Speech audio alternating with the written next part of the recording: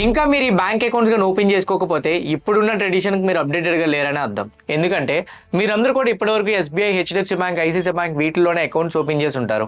But present right now generation తగ్గట్టుగా move అవుతున్నది neo banks.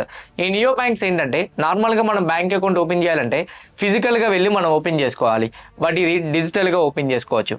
Second one, account open చేయాలంటే forms అన్ని fill చేసి మనం ఫిజికల్గా సబ్మిట్ చేయాలి. బట్ కాకపోతే ఇక్కడ ఆన్లైన్లో 2 minutesలో కంప్లీట్ అయిపోతుంది. And third one, banks opening వచ్చేసరికి 11 to 4 మాత్రమే ఉంటుంది. బట్ ఇది 24/7 సపోర్ట్ ఉంటుంది, ఎందుకంటే కంప్లీట్గా డిజిటల్ కాబట్టి. And fourth one, user experience like paper work ఎక్కువగా ఉంటుంది, సేమ్ టైం వర్క్ చాలా స్లోగా అప్డేట్ అవుతుంటుంది. అండ్ ఇందులో ఏంటంటే బడ్జెటింగ్ టూల్స్ అండ్ దట్టు మీకు రిటైర్మెంట్ ప్లానింగ్స్ క్లియర్గా మీకు ఆన్లైన్ యాప్లో చూపించేస్తుంది. నెక్స్ట్ వన్, మీ ఎక్స్పెన్సెస్ని ట్రాక్ చేయాలనుకుంటే మీ ఇంటర్నెట్ బ్యాంకింగ్లో అది ట్రాక్ చేయడం కష్టం అవ్వచ్చు. బట్ కాకపోతే ఇందులో సెపరేట్ టూల్ ఉంటుంది. ఆ టూల్లో మీరు ఎలా మీ ఎక్స్పెన్సెస్ని చేసుకుంటున్నారు, దేనికి ఎక్కువ స్పెండ్ చేస్తున్నారు అనేది కూడా ఈజీగా టూలే మీకు క్యాలిక్యులేట్ చేసి మంత్ ఎండ్ రిపోర్ట్ కూడా ఇస్తుంది.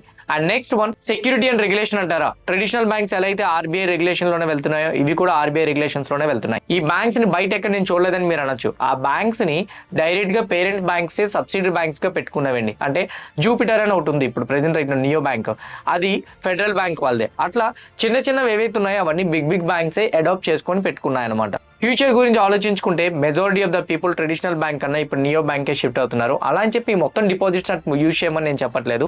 మీ రెగ్యులర్ యూసేజ్ కోసం మీ నియో బ్యాంక్ హెల్ప్ఫుల్ అయితే మాత్రం అవుతుంది. తెలియని వాళ్ళకి షేర్ చేయండి, వీడియో లైక్ చేయండి, ఛానల్ సబ్స్క్రైబ్ చేయడం మర్చిపోవద్దు.